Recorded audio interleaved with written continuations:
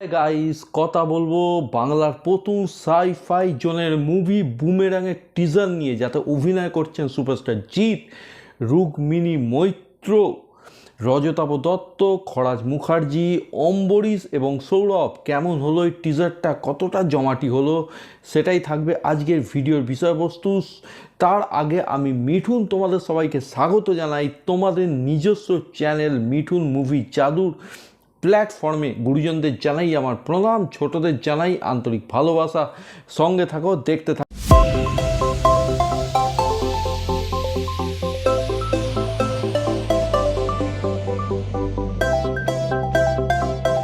বুমেরাংয়ের টিজারটা যখন আমি দেখি, আমার ভেতর থেকে কিন্তু একটা ওয়াও ফ্যাক্টর কাজ করেছিল। এবার ওয়াও বললেই তো হয় না, ওয়াও ফ্যাক্টর কাজ করার কিছু রিজন থাকে। আজকে ভিডিওতে সেই রিজনগুলোই তোমাদেরকে বলবো। প্রথমত হচ্ছে এই মুভিতে যে পেয়ারিংটা দেখানো হয়েছে রুক্মিণী মৈত্র এবং জিৎ, এই পেয়ারিংটা কিন্তু এর আগে অন স্ক্রিন আমাদের সামনে আসেনি।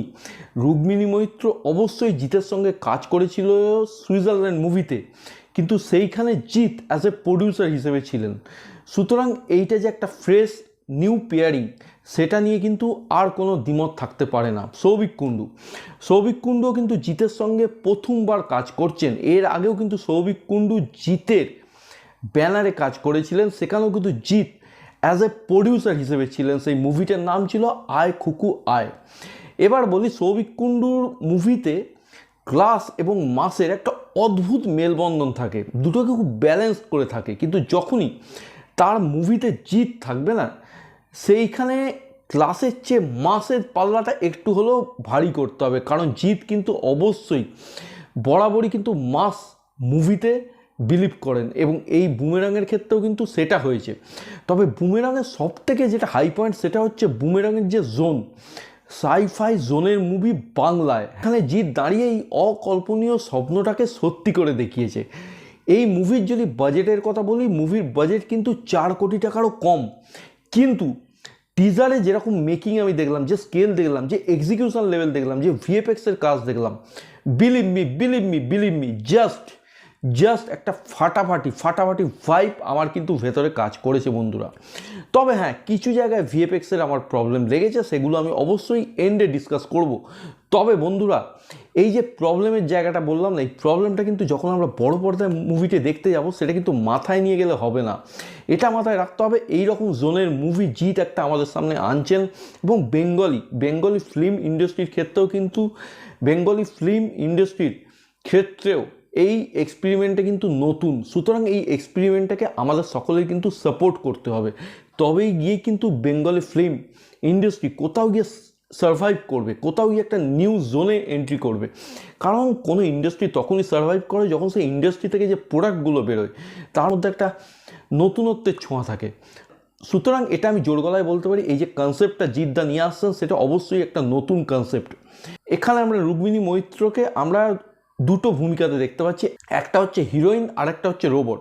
দেখো, জেনারেলি আমরা যখন কোনো মুভিতে হিরোইনকে রোবট হিসেবে দেখি, তখন তাকে কিন্তু মনে হয় যে তিনি অ্যাক্টিং করছেন, কিন্তু এখানে জিৎ কিন্তু বেশ সুন্দরভাবে কাজে লাগিয়েছেন রুক্মিণী মৈত্র একটা হিরোইন পার্ট আছে, সেটা আলাদা, কিন্তু এখানে রোবট হিসেবে যে রুক্মিণী মৈত্রকে আমরা দেখতে পাচ্ছি, তার যে মেকআপটা দেওয়া হয়েছে, মেকআপটা একটা অয়েলি টাচ কিন্তু দেওয়া হয়েছে। এর ফলে কী হয়েছে, তাকে কিন্তু পুরোপুরি রোবট লাগছে, তাকে কিন্তু দেখে মনে হচ্ছে না রুক্মিণী মৈত্র রোবটের অভিনয় করছেন।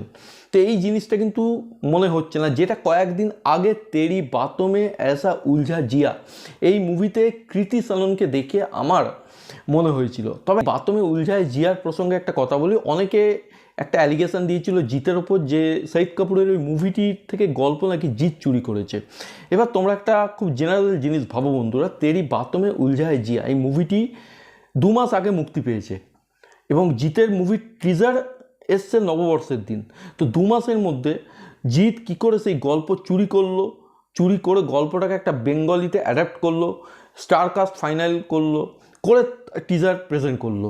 এটা তো মানে সত্যি কথা বলতে, জিৎকে তাহলে পার্সোনাল লাইফেও কোনো রোবট হায়ার করতে হবে এই কাজটা করার জন্য, এবং সেটা করেও যে সম্ভব হবে কি না, সেটা নিয়েও কিন্তু আমার মনে প্রচুর কনফিউশন আছে। সুতরাং এই ধরনের অ্যালিগেশন, এই ধরনের যে বদনাম, রটনা, গুজব, এগুলোকে জাস্ট ওয়াশ আউট করে দাও বন্ধুরা। এবার বলি এই মুভিতে বেশ ভালো ভালো অভিনেতাদের রাখা হয়েছে, মানে এটা বেসিক্যালি একটা কমেডি ফ্লেভারও কিন্তু মুভির মধ্যে থাকবে। খরাজ বাবু আছেন, রজতাভ দত্ত আছেন, সৌরভ আছে, অম্বরীশ আছেন। তো এবার খরাজবাবু, রজতাভ দত্ত এনারা কিন্তু জাস্ট মানে যে কোনো টাইপের কমেডি, সেটা যদি লাউড হয়, সাটেল হয়, যে কোনো টাইপের কমেডিকে কিন্তু জাস্ট পুল আপ করতে পারেন। তো এই মুভির যেরকম আমি গেট আপ দেখলাম, টিজার দেখলাম, তাতে মনে হচ্ছে এই মুভিতে বেশ লাউড কমেডি থাকবে এবং এক ধরনের দর্শক যারা লাউড কমেডি পছন্দ করেন তাদের কিন্তু এই দিক দিয়ে মুভিটি বেশ ভালোভাবে অ্যাট্রাক্ট করতে পারবেন। তবে হতাশা একটু লাগলো, কারণ অম্বরীশের মুখে ও লাভলির মতো বিখ্যাত শব্দ শোনা ছাড়া কোনো কমেডি পাঞ্চ লাইন কিন্তু আমি শুনতে পেলাম না। এবং সৌরভের একটা কথা দারুণ লেগেছে, আমার কান মেরে গেছে উফ। এতদিন অন্য কিছু মারার কথা জানতাম, আজকে কান মারার কথা জানলাম। এবং টিজারের এন্ডে সৌরভ আর জিতের যে কেমিস্ট্রিটা দেখানো হচ্ছে না, সেটা কিন্তু আমার দারুণ আমি উপভোগ করেছি, এনজয় করেছি। এবং টিজারের এন্ডে জিৎ এবং সৌরভের যে কেমিস্ট্রিটা দেখলাম, যেখানে জিৎ বলে এখন আমার মদের দরকার, সেখানে কিন্তু দুজনকে দারুণ মানিয়েছে। মনে হচ্ছে এই মুভিতে সৌরভ এবং জিতের কিছু দুর্দান্ত কেমিস্ট্রি দেখবো। এবং জিৎ কিন্তু ভালো কমেডি করতে পারেন। আমরা বাচ্চা শ্বশুর মুভির কথা এখানে বলতেই পারি, যেখানে জিতের কমেডি মারাত্মক লেভেলের ছিল, কিন্তু জিতকে সেই রকম কমেডি রোলে দেওয়াই হয় না, ভাবাই হয় না। জিৎ যদি ঠিকঠাক স্ক্রিপ্ট পায়, সেখানে কিন্তু জিৎ জাস্ট ফাটিয়ে দেবেন।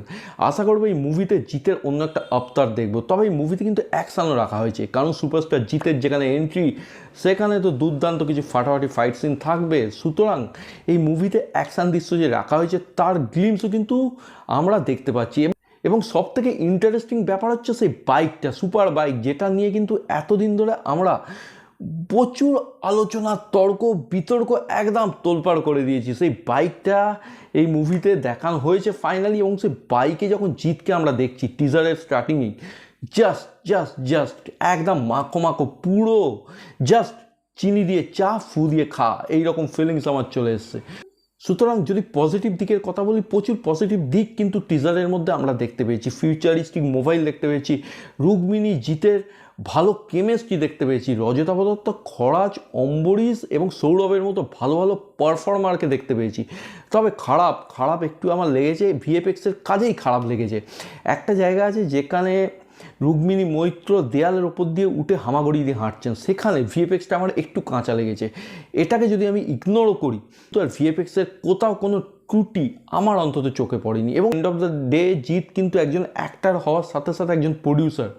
সুতরাং একজন প্রডিউসারের পয়েন্ট অফ ভিউ থেকে যদি দেখি বন্ধুরা, তিনি কিন্তু এখানে বিজনেস করতে এসছেন। তিনি যে পয়সাটা ঢালছেন, তিনি চান সেই পয়সাটা রিটার্ন হয়ে আসুক। এখানে কিন্তু তিনি যে ডেডিকেটেডলি কাজটা করেছেন, আমাদের সামনে কাজটাকে এনেছেন, সেটাকে কিন্তু রেসপেক্ট জানাতেই হবে বন্ধুরা। এবং এটা জানানো মনে হয় আমাদের প্রত্যেকটা সিনেমা প্রেমী দর্শকদের কর্তব্য। সুতরাং এক কথায় যদি বলি, টিজারটা কিন্তু আমার যথেষ্ট ভালো লেগেছে, প্রমিসিং লেগেছে। আমি কিন্তু এই মুভিটির জন্যে অধীর আগ্রহে অপেক্ষা করছি 7ই মের জন্যে। তোমরা যারা টিজারটা দেখেছো, আমাকে জাস্ট কমেন্ট করে জানাও তোমাদের টিজারটা কেমন লেগেছে এবং আজকের ভিডিও তোমাদের কেমন লাগলো, সেটাও কিন্তু আমায় কমেন্ট করে জানাতে ভুলো না। যদি ভিডিও ভালো লাগে, ভিডিওটাকে লাইক করো, শেয়ার করো, চ্যানেল বা ভিডিওয়ে নতুন হলে সাবস্ক্রাইব করো। এই নোটিফিকেশানের আইকনটাও কিন্তু ক্লিক করতে হবে। সকলে ভালো থেকো, সুস্থ থেকো, টেক কেয়ার, বাই বাই।